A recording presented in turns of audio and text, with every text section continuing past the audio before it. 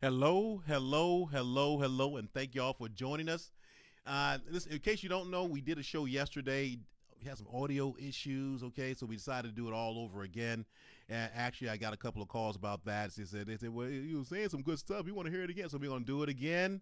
And y'all know me, okay. This is the podcast. Let me say something. My name is Big Al. I am the HNIC. In the studio with me, I got my boy Black Rose. I got Miss Blessings out there doing the engineering. Okay, and we're gonna try to give y'all a real good show. Now, here's the question: the black church, is it helping or hindering the black community? Now, some of y'all are gonna get offended by that. So let me just tell you about me. Okay. You know, do I go to church? Not really, not anymore. Do I believe in God? Absolutely. Do I know the Bible from page to page? No, I do not. Okay. But when I go to church, I go by when I do go to church, I go by what I see, not necessarily what I hear. And I think churches have the best of intentions. I really do. I think black churches have the best of intentions. But somehow they've gotten out of touch with the community. Now, this is a one man's opinion, and I really truly believe that. I really truly believe that the black church has gotten out of touch with the black community. We have things that are going on in the black community, homelessness. We have being financially destitute, unemployment. You know, we have all types of things that are going on. Violence is running rampant.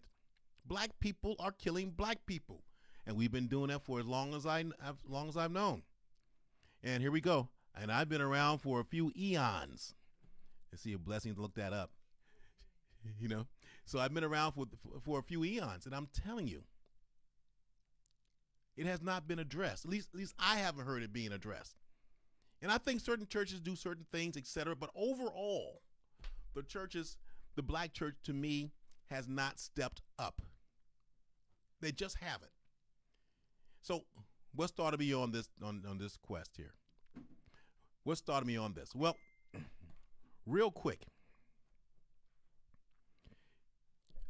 This past Saturday, we had at Hampton University. They had a ministers' conference, which was for the East Coast ministers, and we had people coming from all the way from Pennsylvania, New York, from Florida, etc., from Alabama, and they all came, and it was packed. Now, I do part-time Lyft as a part-time Lyft driver, which is a lot of fun for me. It's cute money. And basically, I picked up two ministers, both female, one in the morning, one in the afternoon. And when I was talking to them, they were very proud of this conference. They were very proud to go to this conference. They were excited, which they should be, because they felt they were going to learn new things. The conference was supposed to be, the conference, from what they explained it to me, was a conference that was going to help them get a laser focus on the things that the black church needs to do and how they can do that even better, which is great, assuming that they're doing it in the first place. Now, when I talked to ministers, and I've talked to a number of ministers, and if you never talk to a minister, to a pastor, a black pastor, they have a situation where they kind of feel like they give you the impression that like they're a little bit above you, and and that could be just me. That could be just me. You know, when they talk to you, particularly about God, about the Bible, etc. You know, now I'm not a theologian. I can't quote the Bible. I can't tell you that somebody says the Bible said this. I can't say yes it did, no it didn't. Can't say it. But if I'm talking to you about an issue, I like you to be on the same level at me and talk with me and not at me. So this was the situation. I picked up the first pastor, and she and I were talking, and I was telling her how when I was in New York City, I was asked not to return to a church based on what happened in Bible study. Now, give it to you very quickly. I went to I was really looking. This was years ago, and I was looking for direction because I was having some problems with my marriage. I didn't think that anybody was listening or could hear me. I said, well, maybe it's me. maybe I can just go somewhere and just kind of figure out what's going on. So I was going to different churches, different Bibles, so trying to find a church that I thought would be amenable to my needs. I went to this particular Bible study that morning, and one of the ladies it was about 15 of us there, and the person that was doing the Bible study, she was an older woman. She was saying something to the effect of, I can't remember if it was the Philistines or whoever it was, but she was saying that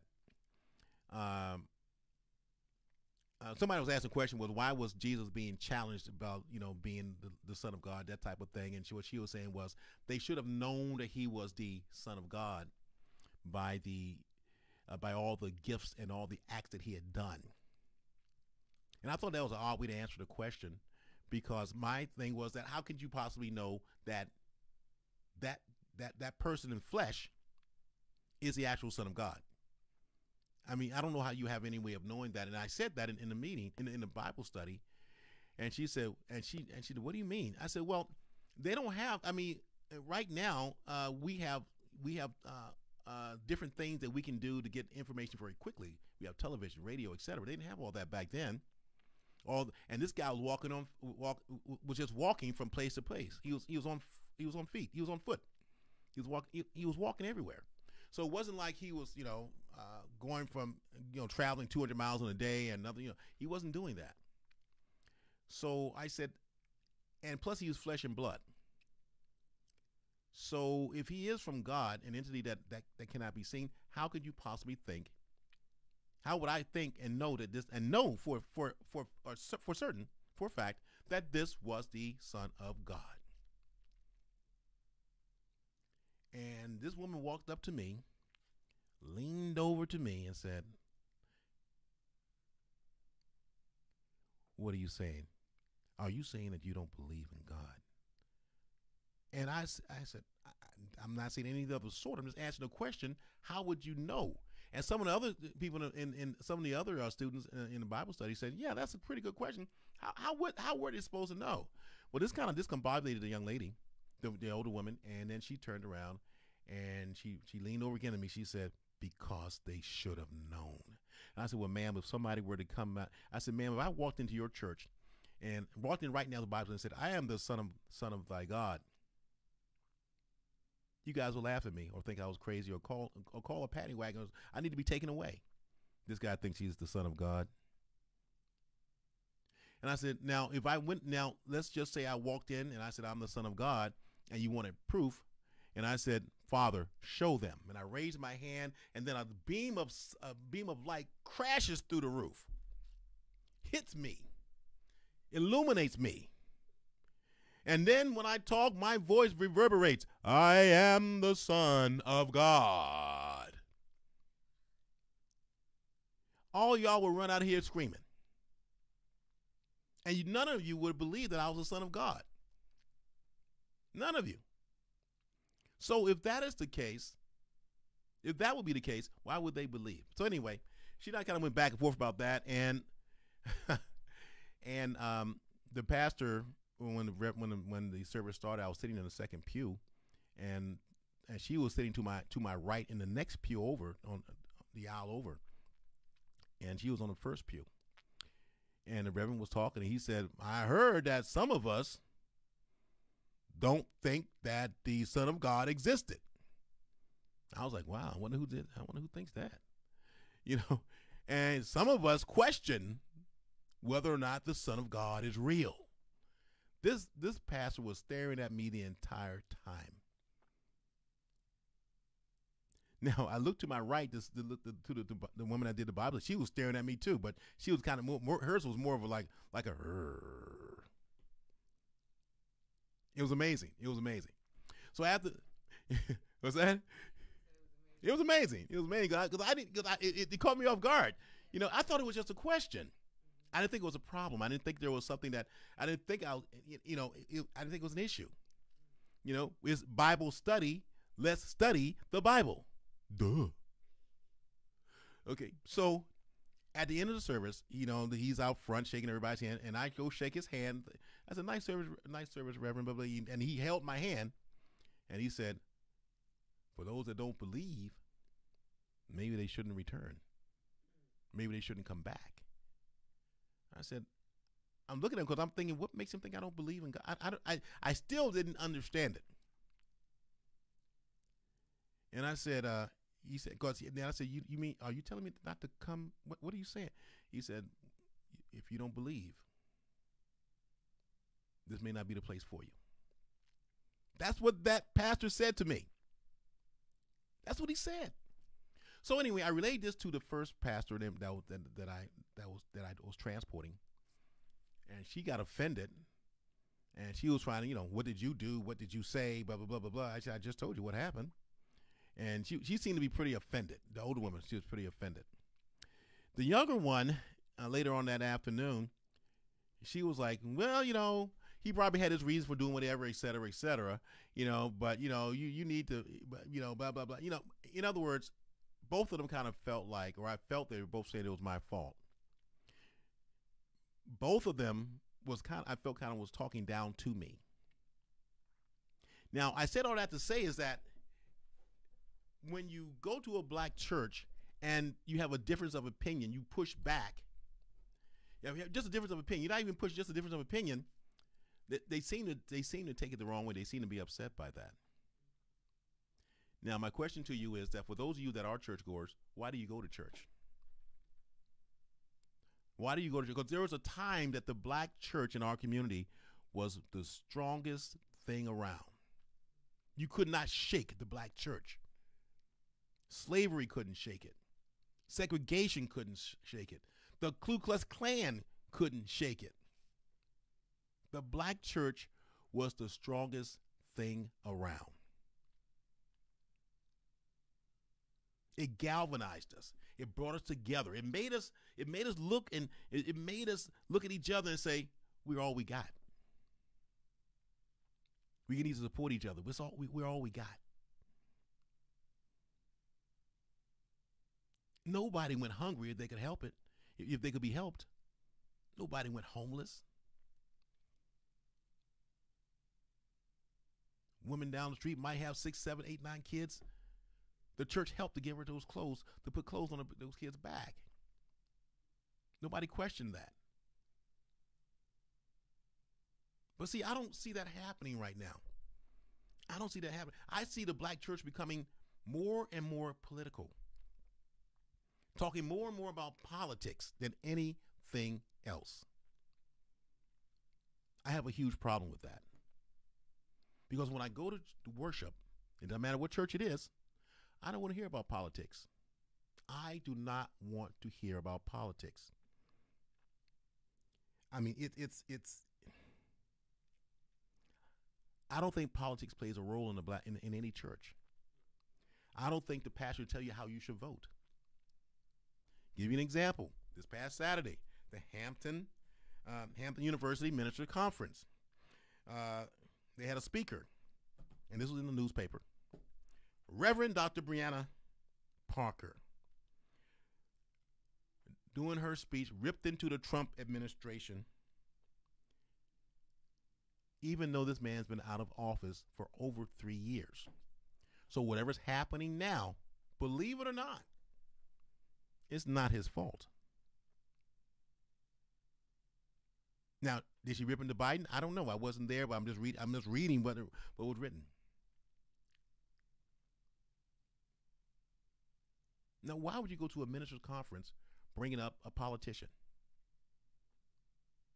And I'm sure she had God sprinkled in there too. I'm sure she did, and I'm sure they all did. But I want my politics and my religion separate. I don't want them put together. I don't want them mingling up. I don't get them all co-mingled and everything like that, sleeping in the same bed. I don't want that. I want my pastors just to simply give me the word. That's what I come there for. I want to hear something out of the Bible that's going to be positive. Something out of the Bible that's going to make me feel better. That gives me something to grow on. That puts a seed in my mind where I can take that little mustard seed and just grow with it. That's what I want. that when I go to my church, that's what I want. Now, why is it getting? It seems to me that the black church right now is getting. They want political power. They want a voice in politics. Now, don't get me wrong. There was a time where we needed to be in politics, where the black church needed to be in politics, because once again, it was the strongest thing around. And we knew the black church would galvanize people. We had, one of the most famous black people that we had was Reverend Dr. Martin Luther King. He galvanized an entire black nation. Later on, he galvanized the entire country. But he never ran for office. Malcolm X never ran for office. Farrakhan never ran for office.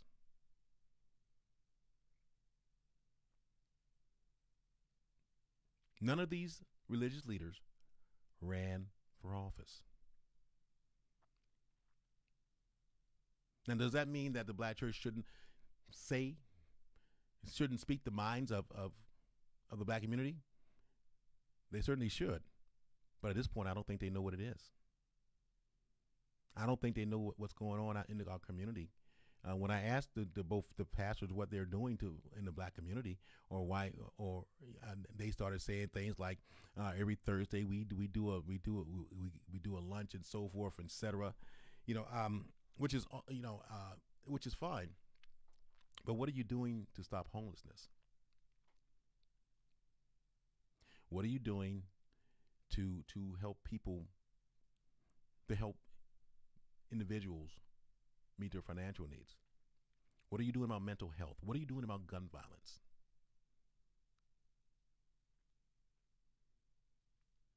I haven't heard any answers to that. And maybe there's a lot of churches that are doing it. I don't know. I just haven't heard of them. I have not heard of these churches that are doing it. If you all know some, give me a call. 757-964-9367, 757-964-9367. The black church is interesting. I mean, since slavery, we've been using the black church to feel better about ourselves. We use the black church to push an agenda of strength and prospering. But we don't push that agenda of prospering if you're alive. When we talk about prospering, we're talking, and I remember as a child, once you pass away and go up to God, you will be in heaven, and everything will be wonderful, and you will have all the glory that you need. Have no problem with that. My problem is, what if you need that now, black church? What if you need that right now? What if you have people in your congregation that need that? What are you doing about it?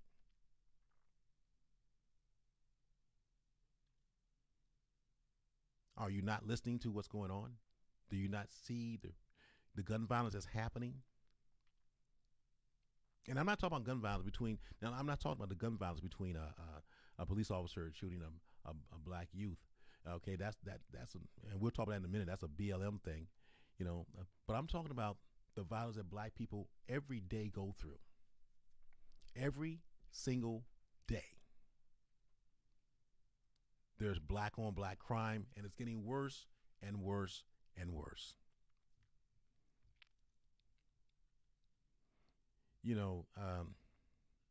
Blessing, you got your mic on? Okay. I'm going to come to you in a minute. So, we talk about the black church supported Black Lives Matter. The black church was heavily behind that. If y'all watch my podcast, you know that I was no fan of Black Lives Matter.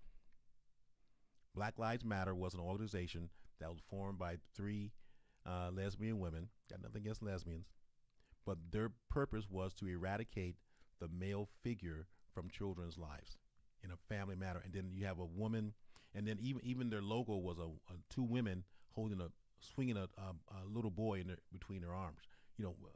Just swinging him. no man in sight. That was their manifest. I read that from them. But black churches, they supported that. They supported removing people like me as a father figure. Is it that they didn't read the manifest? Is it that they didn't do the research? See, the thing about black people and black churches is that we can use the word racism, and we get set off. We just no information. We have no information, no facts, nothing. We can accuse Blessings. We can accuse anybody of being racist, and we go with it. Yes. Am I right? Yes. Yeah, we talked about that yesterday. Yeah. You know, nobody heard it yesterday though. You know. No, right. We having a better show today. Blessings. Yeah. But you know, but you know, so the point is that our black pastors, are they trying to incentivize? Are they trying to provoke? Are they trying using words, using key words? Racism is the main one. Biased, prejudice are others.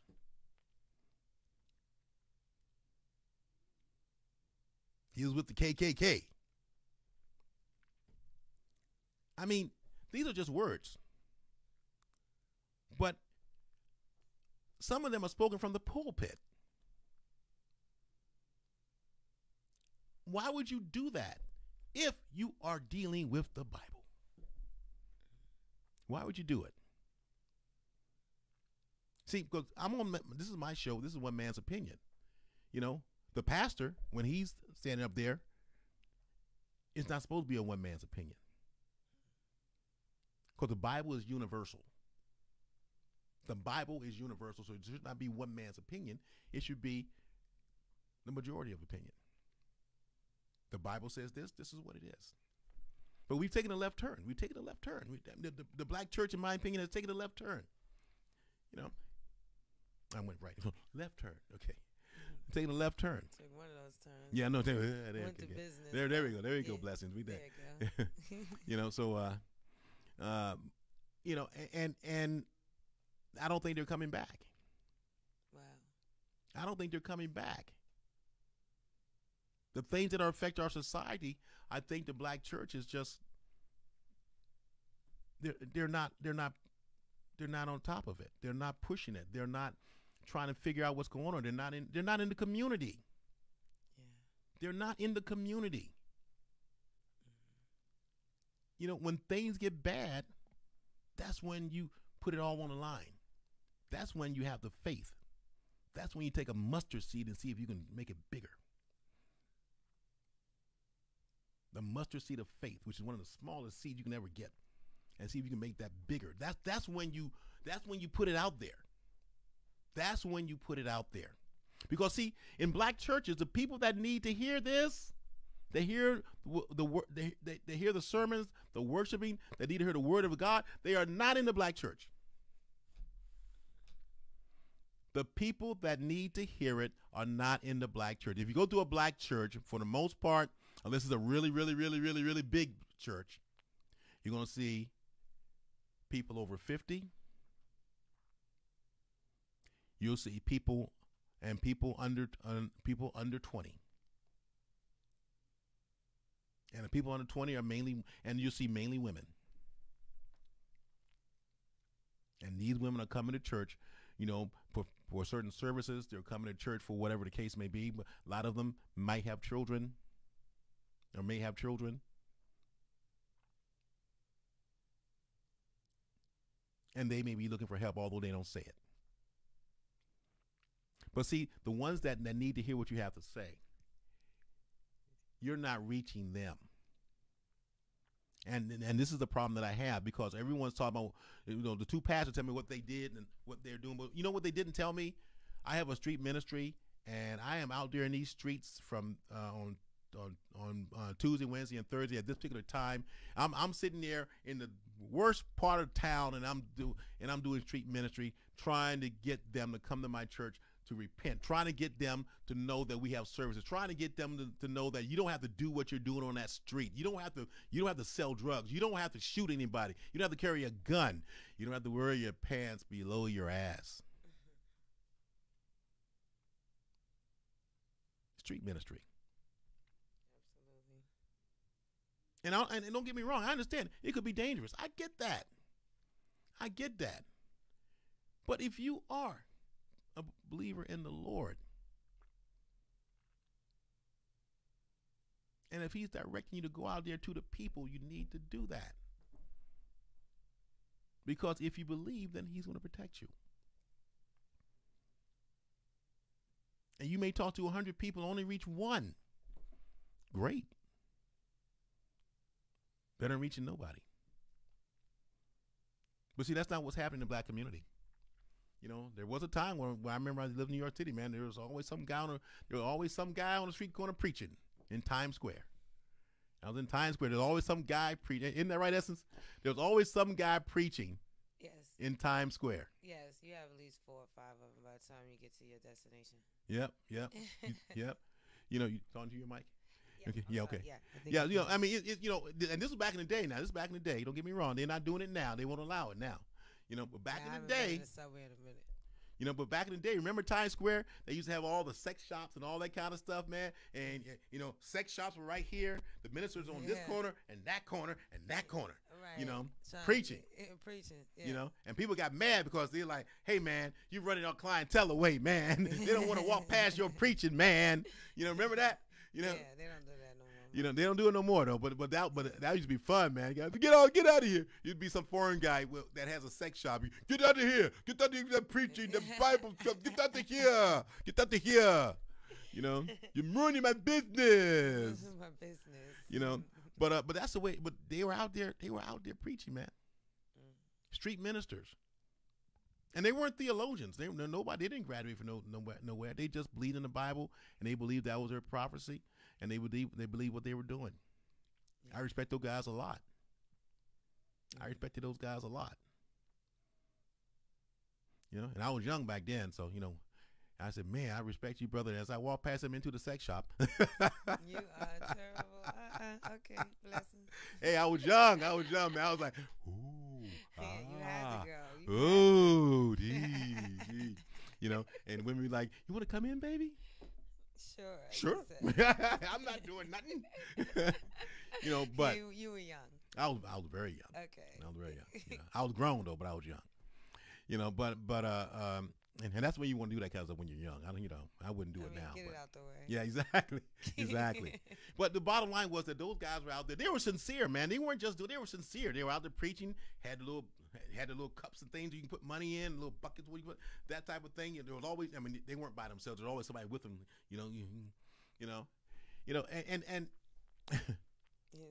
we've gotten away from that. And we don't teach prosperity. We don't do prosperity preaching anymore. We don't talk about generational wealth. We don't talk about getting a job. We don't talk about opening businesses in church. We don't talk about those things. We don't talk about prosperity preaching. We don't do prosperity preaching. I feel like if they do, then that money goes, you taking money out of my pocket, says the preacher. Well, no, actually, you're putting money in the pocket because if they look at it right there. Yeah, because if you're prosperous, well, guess what? And it came because something the preacher said, you're gonna come back. Yeah, you got. Thank you. Yeah, tithe it out. Yeah, but we don't teach you. We teach about what we teach is, I know it's rough and tough. I know it's tough, Sister Blessings, but Sister Tanika, one day, I said one day you're gonna rise up, and you're gonna go up to Jesus. And Jesus is going to bless you. And you're going to be rich.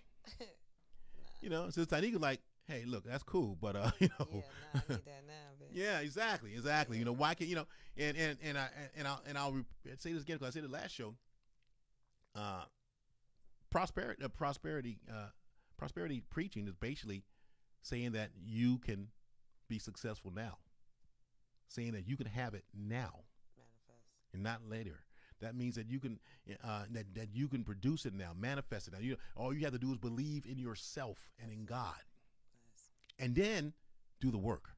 I see. Because a lot of y'all leave out the work now. A lot of leave out the work. That part. Okay. Because a lot of y'all got excuses. But we don't teach that anymore in black churches, and it should be taught in black churches. Prosperity teaching should be taught, but a lot of times we do not teach that. Now I know some of y'all got classes about this, that, etc. But we need to teach our young people that they can achieve, they can believe. They believe and you can achieve. Jesse Jackson used to say it all the time. If you believe it, you can achieve it. You said it all the time. I even wrote it down when I was a kid. And he ended up running for president. Once again, I don't like my ministers doing that, but he did it.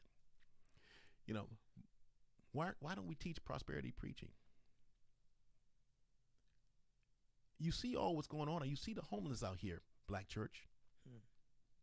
I mean, why aren't we closing down? Why aren't you churches protesting against all the liquor stores in the black community? Why aren't you protesting that? Because you go to white communities, you don't see it. If you go to a white community, you might see an ABC store in a mall. But a lot of them in the black communities, they're just on street corners. And there's so many of them. There's so many of them. Imagine if we took the money that we spent on alcohol and put it to good use. Imagine.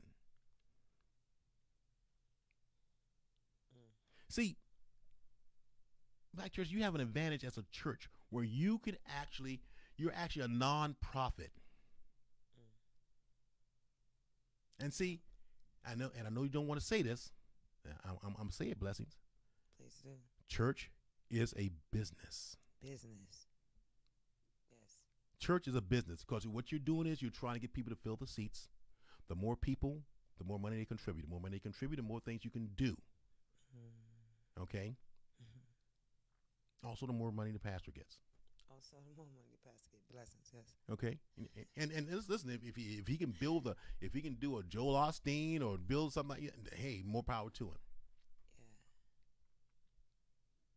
Yeah. But church is a business. Now, having said that, and, Blessing and I talked about this yesterday.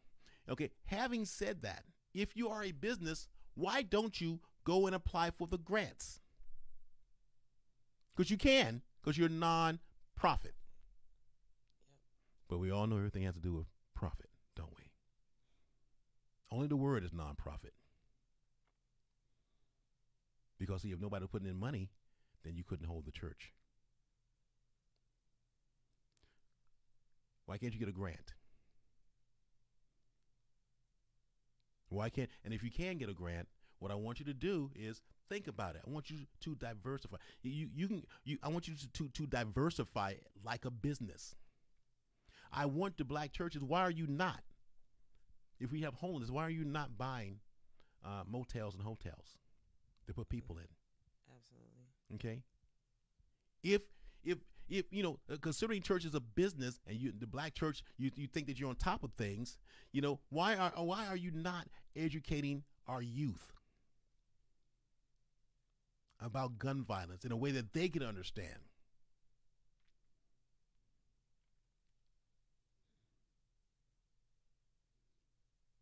Why can't you give child care to those that most need it so they can go to work instead of having to stay home because nobody's taking care of their child?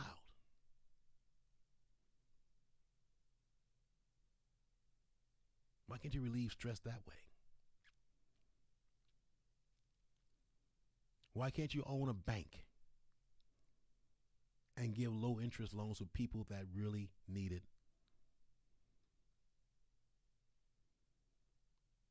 See, these are a lot of things that other churches do that are non-black.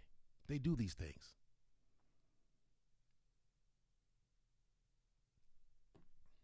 They do these things. But the black church, and once again, I don't know all black churches. Maybe there's some that are doing this already. Let me know. Let me know. 757-964-9367. If you want to call and say whatever, give me an opinion. If you know someone that's doing that, if you have a contradictory opinion, bring it. Bring it. Because I'm just going by what I see, what I've seen so far. Church is a business. And the business is failing. Because the business is not about the people. It's about the power, political power. It's about the money. When I went to the Hampton University ministry conference, man, people were decked out. There were a few people that just had sweatsuits on or whatever, but for the most part, for it to be a conference, I didn't see why you had to dress up for it. It was Saturday. Those people were dressed down, especially the ladies. They had everything except the big old hats. I don't know why y'all wear those hats anyway, Blessing. Why y'all wear those big hats? I've never wore hats, so really? I don't know why they wear hats. My mom used to wear her little hair bun, and she'll fall out and it'll fall off. So I never would. But wear a hat. None of that. But they were decked out. Blessing, they were decked out. Those women were decked out. They were looking good, smelling good, makeup on, everything. I was like, it's a conference. They say the bigger the hat, the more holy you are. Something maybe or closer to God. I don't know. Something not so. Right. Not mathing with me. It's not mathing. So bigger the hat, the more holy you are. Okay. Not mathing. Bless what's that? It's not mathing. It's not adding up. Listen. Some of those hats are so big, man. They need to be like the flying nun and fly away. Woo. Yeah, we go ahead and fly on. It's really. No. But listen, Black Church, I think you're out of touch. Yes. And I just don't see the evidence where you understand what's going on with the black community. Here at Power by Virginia, we're trying to stop. We're trying to. Not trying. Stop. We're doing. We're curtailing the violence that's happening. We're doing. We're showing the kids a different way. Lessons. Okay, we're working at that. We're working on that. Mm-hmm. And we're having some success at it. Yes. And there will be more and more success as we do it more and more, and we have a wider and wider net. Yeah. There are all kinds of things that we plan on doing. But you guys were there first. You guys have been there for years and years and years. And I guess the main thing is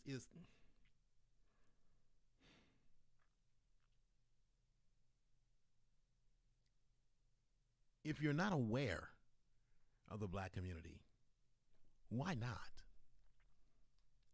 I'll answer that for you. That's what the show is about. Because you're not getting involved with the people that need you. You're only involved with the people at your church that come to see you. You understand? I'll say it again. You are not involved with the people that need you. You're only involved with the people that come and see you at the church. Therefore, your frame of reference is a very small frame of reference because everybody's at church trying to put their best foot forward. That's why they dress up. Let's go. Okay? They're trying to put their best foot forward. Instead of, if every black church that I've gone to, I've had to go and put on a suit and tie, etc. When I was a kid, here we go, eons ago, blessings. Eons ago. When I was a kid, going to church started Saturday morning, where I had to go and wash the car, vacuum the car, polish the car. I had to get out. I had to make sure that my white shirt was washed. I had to make sure it was ironed and starched. I had to make sure, my suit was nice and dusted. I had to go my suit, make sure it was, all that foolishness. Just so I can go to church and go to sleep and not listen to nothing. Because I was a kid. Yeah. But it was important to my father that we look good. My mother was a beautiful woman. You may not be able to tell it by me, but she was a beautiful woman. You're terrible. She was a beautiful woman. And my mother could put on a burlap sack and look good. And when she would come out looking good, she would have the hat on and all that kind of stuff, etc. And my mother had naturally straight hair. She couldn't do a fro. So she would just have her hair down. Put a hat on. Yeah, sometimes she put a hat on, but not always. She wasn't a hat person. Oh, she only on certain occasions she would wear a hat. Like Easter was one. Oh, there. there it is for me. The Easter. Yeah, Easter the was Easter one. deck out, and then we had to. You know. We couldn't get our Easter clothes messed up, so when we got home, we had another set of clothes on the couch. Yeah, see, there you go. To change it. Which is foolishness. Foolishness. Okay. In other words, the black church deals with the pomp and pageantry. Yes. The pomp and circumstance, the majesticness of it, if I'm saying that correctly. Y'all don't want to get down and gritty no more. Y'all don't want to get down and gritty. Y'all don't want to get down and gritty. Go out to the people. Go out to the people. Y'all don't want to do that. No, wait for the people to come to you. They're never coming to you. The people that need to hear what you're saying will never, ever come to the black church. And we need the black church desperately. We need you to get back to being the leaders that you were. We need you to get back out in the field there and start talking, preaching to people that need to hear it. We need you to walk amongst the homeless and find out why people are homeless, because there's always a reason. There's a story behind everything. Nobody says, something, I think I'm going to be homeless one day. Yeah, okay, yeah. No one says that. I was homeless. People are like, no, you weren't, Al. Oh, seriously. Seriously. Yeah, it wasn't for a long time, but it happened due to certain circumstances, and unbeknownst to me. It's not a good feeling, folks. It's not a good feeling, where you got to take everything at your own and stuff within something. Realizing, damn, I got all this crap. It's not a good feeling. And I've had that feeling. So when someone tells me they're homeless, I understand. I understand. The church should be on top of this, giving them encouragement. The church should be saying, "Oh, we have resources. Okay, go do this. Go to this.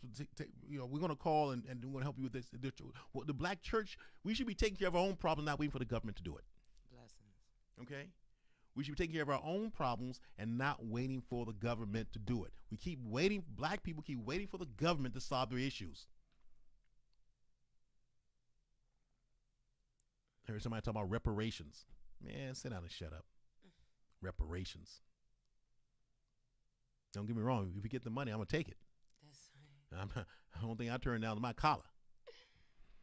But we're looking for handouts as a black community. And as a black church, we need to give people what they want. What they need, I'm sorry. Because it may not be what they want. They may not want to hear what you got to say, but they need to hear it. They may not want to hear it, but they need to hear it. We have gotten off path. We've gone into more politics. We keep talking. Now they keep talking about. We keep talking about Trump. We talk about it. We have an administration in power right now that has nothing to do with Trump, and now they're saying that if you're just a little boy or little girl, you can decide what sex you are. What kind of crazy thing is that? It's like, boy, if you don't get your little boy behind in that little boy bathroom and shut up. But you can't say that, because if you say that, if he identifies as a girl, now he has to go into. If he identifies as a girl, he has to go into. You have to let him go into the girl's restroom. That's not you. Yeah. Is somebody over here? And no, that's me. Oh, but yeah, sorry. that's my phone. I can't answer it. iPhones. So we're in a situation where this is the time for black churches to step up. We have children that can decide their sex. In other words, whatever sex God gave them is not good enough. Where are you, black church? Whatever sex that God gave them is not good enough, and I don't hear anybody saying anything about it in the black church. You'd be ashamed of yourself. You should be ashamed. You should be ashamed of yourself. And just so you know, this podcaster is not going to call some little boy a little girl if he's a little boy. okay, is XX, the chromosome, and XY chromosome. Female, male. Period. And that might get me canceled on Facebook or something, so what? Mm-mm. We good. Your opinion. You know, we have books that they're trying they're trying to put into schools now, elementary schools, that talk about the journey of Tommy or Thomas, whoever it is, as a young boy coming out, as a young girl coming out. Are you kidding me? Now, all my kids are grown, but if they weren't, I wouldn't want them reading that book. You know, because I don't want to think you got a choice. God made you a boy. God made you a girl. That's it. There's no in between. What do they call now? Binary or something like that? Too much. I can't keep up. Yeah. They got all kinds of names from binary, etc. You know, you got men that think they're women fighting people with fists because they said they were disrespected. Yeah, that almost happened to me at work one day. Really? I told you about it. I was 7-Eleven, came in and attacked me. What'd you say to him? Well, I was just stunned. Like, we're not supposed to say anything. We're just supposed to call the police. And so the thing was, he was trying to steal. So he was saying that I was disrespecting him by saying that I call him a man, or her, or him. I didn't know what was going on. But he was probably pretty doggone ugly to be a woman, though. That's why he got called a man. I'm just saying, some. It looked like a man that tried to be a woman. That's that's like. Exactly. You're some dude that put on women's clothes or something, like some makeup on, but you're still a dude. Dude, you put lipstick on a pig, it's still a pig. Okay, okay. It doesn't change nothing, man. Yeah, right. And you weren't even confused about it. You knew it was a guy when he walked in. I knew it was a man. Yeah. Sometimes they confuse you though. Sometimes like. No, not Okay. Sometimes you get confused. Yeah. I know I do sometimes. Yeah. However, listen, I don't care about.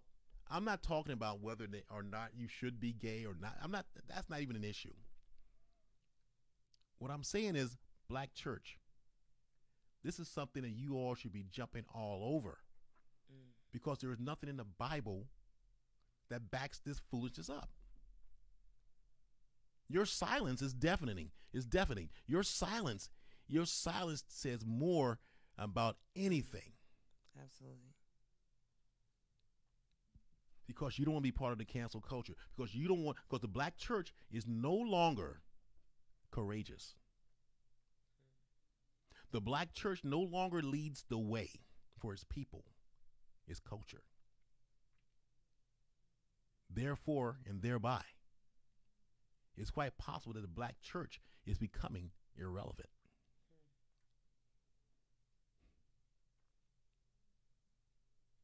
How's that saying go? If you don't stand for something, you'll fall for anything. Yes. Okay. Black church, what do you stand for? Because y'all falling for a lot right now. Yeah, exactly. What are you falling for? You're falling all this stuff that's going on. You're falling for it because you want to stay political. You want to stay relevant. You want to get the power. You don't want to. You're afraid of cancel culture. You're afraid of losing your congregation. I so wish that one or two Black preachers would stand up and say, "This is utter foolishness."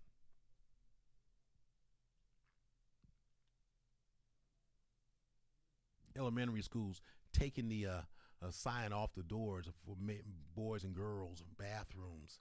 The men say, "Hey, I'm a female, and got no surgery, whatever." They still have the male member down there, and they go to a YMCA and go into the women's bathroom. But little girls, and 15-year-old girl runs out. Oh my God! You don't know what's happening. There's a man in there. Blah blah blah blah blah. Yeah. They go check. Oh, I'm a female. No, I'm scared. I'm a grown woman. And she's like, I can't take a shower with him. He has a member. Okay. And the YMCA says you have to respect his wishes. Wow. If he thinks he's a woman, then we have to respect that. Black church, where are you? Matter of fact, all churches should be protesting. All churches should be standing up against this. All churches should be standing up against this. But no one wants to do it because there's no one courageous. Situations like this in the past, black churches were the first ones to stand up and say no. They're the first ones to stand up and say no. It doesn't happen anymore. It just doesn't happen because you're too involved in yourselves. You don't listen to what's out here. You listen to what's in the church. So if you listen to what's out here, why should these people come to your church? If you don't hear if you don't know what their needs are, if you don't know where they are, where they're coming from, why should they come to your church? What's the reason that you're giving them to come to your church?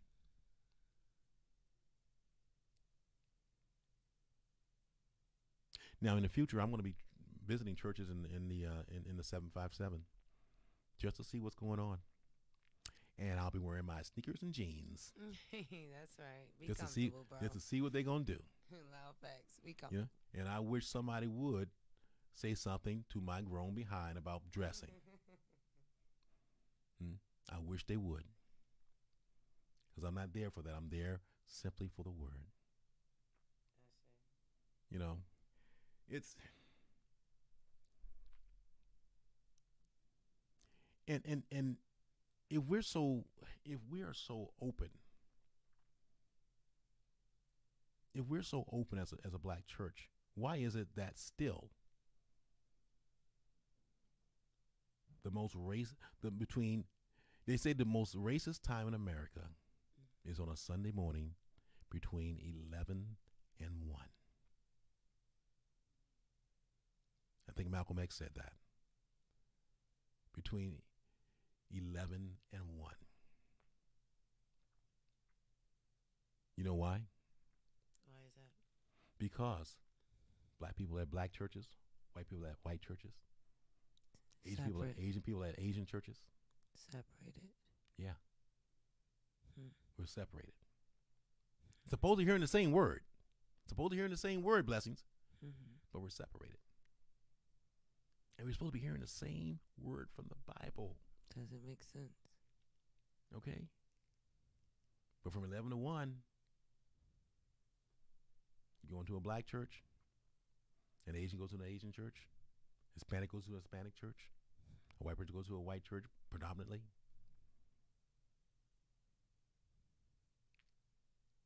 How have we progressed? How have we progressed? There are a few churches that I went to in Virginia Beach where it was all, nationalities.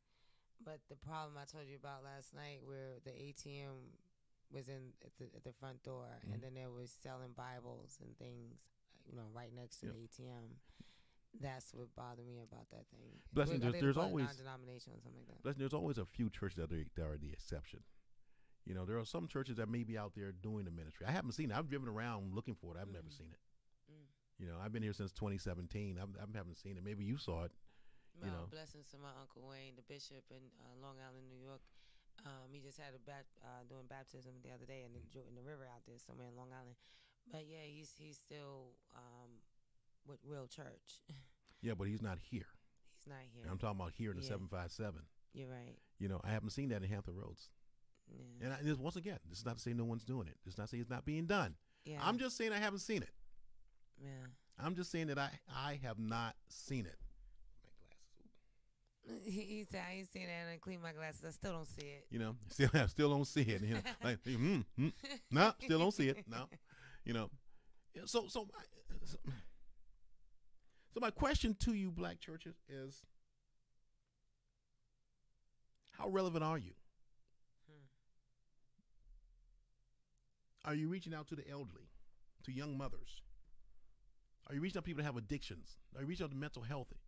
Are you dealing with mental health issues? Because when I've seen that, a lot of those things you don't want in your church. You don't do crazy people in your church. Homeless people don't have no money. They can't put nothing in the plate. Young mothers are irresponsible. All those babies. How many men? The elderly. Well, we can probably get them a little bit, but they need so much doggone care. Got to feed them, do their yard, all this kind of stuff. So my question is, if you're not helping these groups, and there's many others I can think of too, drug addiction, people come, incarceration, people returning from, people being released into society. Yes. That would be That'd be a good one. That would be a credible thing for you to do when they come and release people into, and then the church, they come right to the church, boom. Yeah, I just had that conversation today on how people go. We had it here not so long ago. When they come out, what do they do? Some of them go right back because they don't know what to do. They don't know what to do. They don't know what to do. And you're not gonna believe this, blessing, but I've been in jail. Never been in prison, but I've been in jail. You never believe I've been there for 14 days. Was that? I was prison? in there for 14. No, heck, no. Sorry, no. Just jail. Oh. For 14 days. Oh, I got you. It was horrible. I got you beat. Yeah. Okay. Yeah. I got you beat. We don't belong in there, bro. I got you. I got you we beat. Won't go back. It was like anybody gonna clean the cell? No. Damn. Oof. Anyway. Really? Okay. But the bottom line is I think the black church needs to regain its relevancy. I think the black church needs to get rid of politics and go back to being the leaders out there. There's a reason why Al Sharpton is thought of as a leader, because he's a minister. Now, he's the worst leader ever. I remember him in New York City. He was terrible. He was just terrible. And he was fat. Sun Gun was huge. And then we did that Tawana Brawley thing, man. It's like, dude, he lost all kinds of credibility. Correct. Chasing that police officer. That man didn't do nothing to that woman. Bad business. I mean, the reason why Jesse Jackson looked at as a leader. We had others, Andrew Young and others. I mean, reverends are looked at as leaders, whether they deserve it or not. Whether they deserve it or not. But what I'm looking for churches that are led by courageous ministers. To you courageous ministers, I'm going to speak directly to you. Yes, you're going to lose some people out of your church by being courageous and by stepping up. You're going to lose some people. But the ones that stay are the ones that are going to be devoted, are the ones that are going to be staying with you. They're the ones that are going to do what is necessary because they believe in what you're doing. And then they'll bring others on board that believe the same thing. I'm not saying it's going to be easy, but that's what courage is. Doing the things that's not easy. We have a lot of black people out here that are not courageous. But they need to see that. They need to see that they need to be told that they are, need to be told that they can, so that they will. There's nobody today that should be without a job, no matter what the circumstances are. There's a way to get around that. If you can't find a job, make a job. There's nobody that should be, gun violence should not touch as many people as it touches. You need to be out front about that, black church. Because it's affecting us directly. It's affecting us directly. So I propose, let's get out there, do the street ministry. For some of you larger churches, let's start a bank so we can start financing the homes and things like that where we can put people in. Let's do the things that make our community a better community other than just preaching and passing a plate around. Nothing wrong with feeding people on a certain day, after church, blah, blah, blah. A lot of people come to your church because, come to your church because they know they're going to get fed afterwards, man. I'm telling you. Yeah, good food. Yeah, man, you get a lot of women coming and they got their 3, 4, 5, 6, 7, 8, 9 kids. Okay, and they come to get that food. They may only put pennies in the basket. They get in a plate though. But they know they got a plate, and they're gonna take a few of them home. Okay, I mean, just what it is. It's just what it is. Yeah. And nothing wrong with that. No. But I want you, the black church, to step up and get out into the community, find out what's going on. Talk to people out there. Talk to people out there and find them a reason. Why are you in this situation? How can we help, etc.? What do you need, and so forth. You're not going to help everybody. But the ones that want to be helped, the ones that listen, those are the ones you're going to touch. folks, I know this was a controversial thing, and don't apologize about it. I do not. But I just thought it was something that really should be said based on what I saw this past weekend. And black churches, we need to do better. There was a time where you were the one light in the ghetto, as we called it back then. Mm-hmm. You're the one gathering point.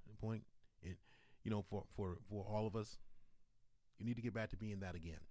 There's no reason why you can't do that now and do it better. So, folks, I'm getting ready to sign off. I'm going to ask Blessing to put on my music. Okay? And listen, thank y'all for showing up. Y'all remember me? I am Big Al, the HNIC. The podcast is Let Me Say Something. Something. Let me say something. Something. They say something. Hit the music, Blessings. Can I say something real quick? Yeah, go ahead, Blessings. I'm so proud of you once again. If y'all didn't hear me yesterday, I'm saying it again. I'm proud of you, bro. And I appreciate you for helping me. Thank you, Blessings. Blessings. My dreams, you and Loud. Shouts out to Loud. We already know what I'm saying. We're going to make this Power by Virginia the biggest PBV. network. Power by Virginia, baby. Yeah. Oh, and folks, we are out of here. And I thank you. My music, Blessings. Hit me, girl. Hit me, girl.